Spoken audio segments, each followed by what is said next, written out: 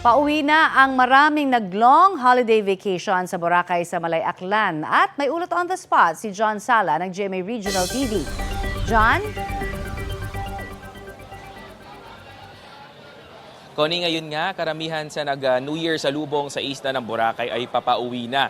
Kaya naman mahigpit na ipinapatupad ang seguridad dito sa Cagban Jetty Port upang matiyak ang kaligtasan ng mga papauwing turista.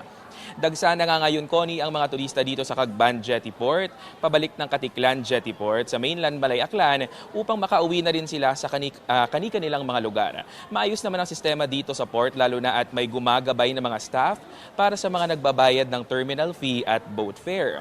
Marami nga sa mga turista ay may tinatawag na SEPANGS or separation anxiety sa Boracay matapos ang ilang araw na bakasyon. Marami kasi sa kanila ang namangha talaga sa ganda ng isla, sa mga water activities na kanilang na-enjoy at syempre naman dahil sa saya noong New Year countdown at fireworks display sa isla.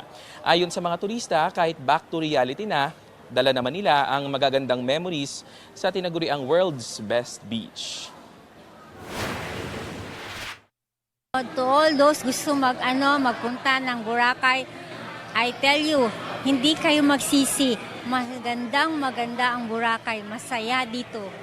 Definitely, pwede mo sabihin, babalik ka rin. The people, they are very friendly.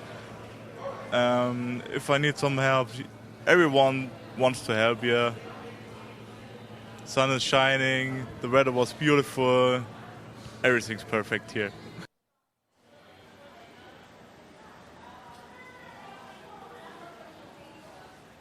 Connie, kahit na marami na ngayon ang umuuwi sa kani-kanilang mga lugar, marami naman tayo nakikitang pumapasok pa lang dito sa Boracay upang umpisahan ang kanilang bakasyon. Connie? Maraming salamat, John Sala ng GMA Regional TV.